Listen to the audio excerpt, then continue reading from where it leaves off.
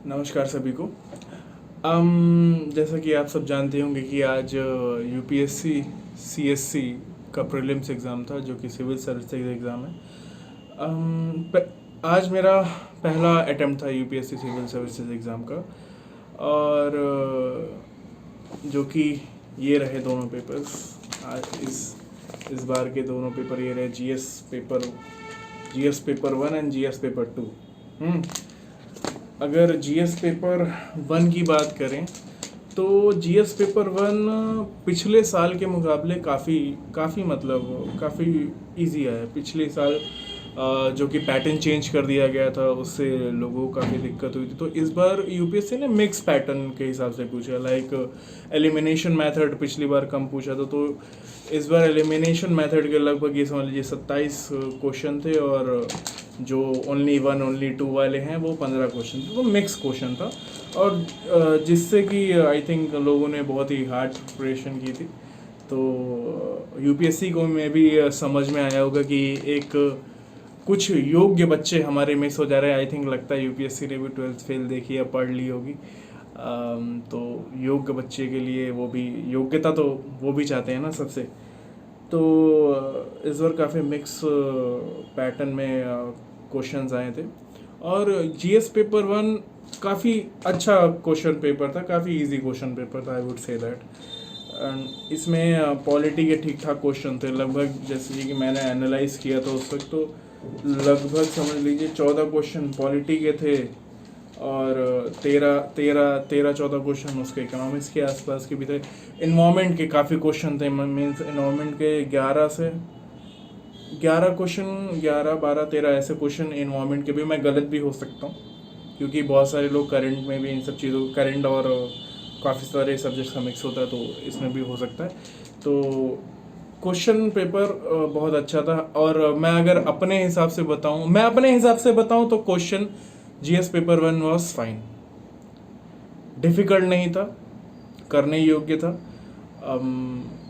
ये समझ लीजिए 50% आप बहुत ही ईजिली इसमें कर सकते थे। मतलब 50 क्वेश्चन बहुत आराम से, अगर साल भर पढ़े होंगे, थोड़ा बहुत करंट से टच होगा, और आखिरी समय में अगर इन्वायरमेंट बहुत अच्छे से रिवाइज होगा, पॉलिटी की अच्छी पकड़ होगी, टेक्नोलॉजी सबसे बढ़िया, तो इस पर भी बोलना चाहिए, टेक्नोलॉजी का भी अगर आपने अच्छे से पढ़ाई की होगी, करंट में स्कीम वगैरह अच्छी पढ़ी होंगी, तो GS paper 1 was very easy for you, अगर आपने इतना कर दिया तो। अब बात करते हैं जीएस पेपर 2 की। सबसे पहले तो मैं अपना पर्सपेक्टिव दे दूँ। जीएस पेपर 1 मेरा बहुत ही बेहतरीन गया, और जीएस पेपर 2 मेरा बहुत ही ख़राब गया। पहला रीज़न तो ये है कि लैक ऑफ प्रैक्टिस। दूसरा, इस पेपर को मैंने बहुत हल्के में ले लिया था। हमारे यहाँ क्या कहते हैं कि इस पेपर ने एक्चुअली मेरी औकात दिखा दी मुझे। तो जीएस पेपर 2 को मैंने बहुत हल्के में ले लिया था। हल्के में क्या, हवा में ले लिया था मैंने, इतना ओवर कॉन्फिडेंस हो गया था जीएस पेपर 2 को लेकर, सी सेट को लेकर के।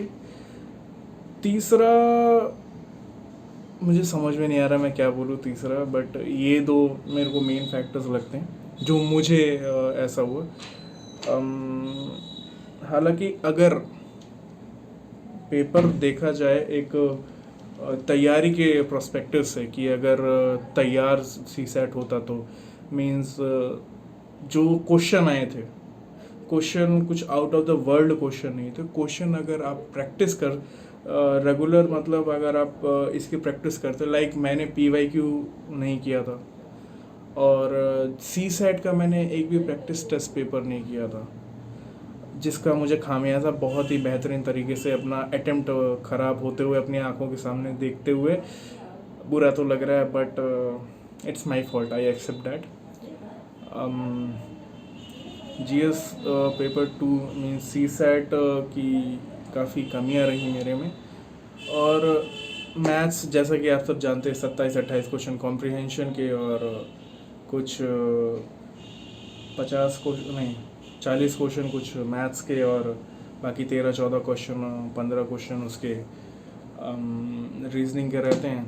तो ऐसे ही इसी फॉर्मेट में पेपर था, और पेपर इतना मुश्किल नहीं था अगर आप प्रिपेयर करके जाएं तो। बाकियों का अगर मेरे पॉइंट ऑफ व्यू से सुनेंगे तो एक इंडिविजुअल की बात करें, अगर हाँ ये सैंपल बढ़ेगा तो आपको डिफरेंस वाकई समझ में आएगा कि ये पेपर टफ था कि इजी था, आपको समझ आया। अकॉर्डिंग टू मी, मैं पढ़ के नहीं गया था तो मेरे लिए डिफ़िकल्ट था। इसमें सेम चीज़ इसमें भी बोलूँगा, जीएस पेपर 1 में भी यही बोलूँगा कि अकॉर्डिंग टू एवरी इंडिविजुअल, अगर आप पढ़ के गए हैं तो जीएस पेपर 1 इजी है, और नहीं पढ़ के गए हैं तो ये भी टफ है। अब थोड़ा मेरे एक्सपीरियंस की बात करते हैं कि पहला अटेम्प्ट था मेरा यूपीएससी का। सो पेपर के पहले जो नर्वसनेस रहती है, फ़िलहाल मैं इतना नर्वस होता नहीं हूँ किसी चीज़ को लेकर के, थोड़ा बहुत तो ऑब्वियसली अगर आप प्रिपेयर करके जाते तो आप नर्वस नहीं होते, और नर्वस मुझे इस भाई ने थोड़ा कर दिया था, सीसैट ने। जब मेरे हाथ में ये पेपर आया और जब मैंने इसको देखना शुरू किया, लैक ऑफ प्रैक्टिस की वजह से मुझे केवल मैथ्स और रीजनिंग कॉम्प्रिहेंशन मैं नहीं कर पाया, मैं कर भी नहीं पाता क्योंकि मेरी इंग्लिश बहुत ही माशाल्लाह है, क्या बताएं। मतलब इंग्लिश काफ़ी इम्प्रूव करनी है इंग्लिश, और रही बात दूसरी चीज़ों की, समझ नहीं आ रहा क्या बोलूँ। काफ़ी बेहतरीन सीसैट ने थोड़ा आंखें खोली हैं। तो और बात करें तो हाँ, मैं अपने एक्सपीरियंस की बात कर रहा था। हाँ, ओवरऑल मेरा एक्सपीरियंस बहुत ही अच्छा रहा। एक बहुत ही सच बताऊँ तो बहुत रिस्पॉन्सिबल फील हो रहा था जब मैं पेपर दे रहा था, कि ऐसा लग रहा था हाँ that this is big thing, we are going to if we achieve this thing, we are going to represent our country, or we are responsible we are responsible for our country. And I was feeling so good at the beginning, but after that CSAT just opened my eyes, and CSAT ने बता दिया कि इतने से नहीं होगा, you have to work hard. And now एक चीज़ मैं बहुत अच्छे से कह दूँ कि सीसैट टफ नहीं है। सीसैट अगर आप रेगुलर 1 घंटा देते हैं, 24 घंटे या 10-12 घंटे आप इसमें दे देते हैं, 1 घंटा केवल अगर आप इसमें दे देंगे तो ये निकलने लायक पेपर है। बहुत ही लाइक हमारी क्लासेस में हमें जो एंड में थोड़ी हेल्प सीसैट में की गई थी, उस वैसी ही अगर हेल्प अगर आप स्वयं की कर पाएँ तो एक नंबर है सीसैट, फिर आपके लिए बहुत इजी हो जाएगा। हाँ, मैं एक चीज़ कहना चाहता, सीसैट को मैंने हलवा समझा था, हलवा खाने जितना, लेकिन ये बनाने वाला हलवा निकला है मेरे लिए। तो क्या बताऊँ, this paper cause my attempt this year. My first attempt is waste right now.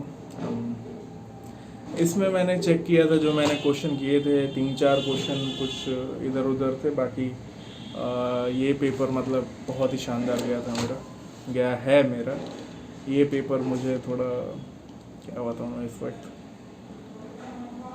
बुरा लग रहा है, और आशा करता हूँ कि सबका पेपर मेरी तरह सीसैट करना गया हो, सबका अच्छा गया हो, और मेरा एक्सपीरियंस बेहतरीन था, मैं बता चुका हूँ। और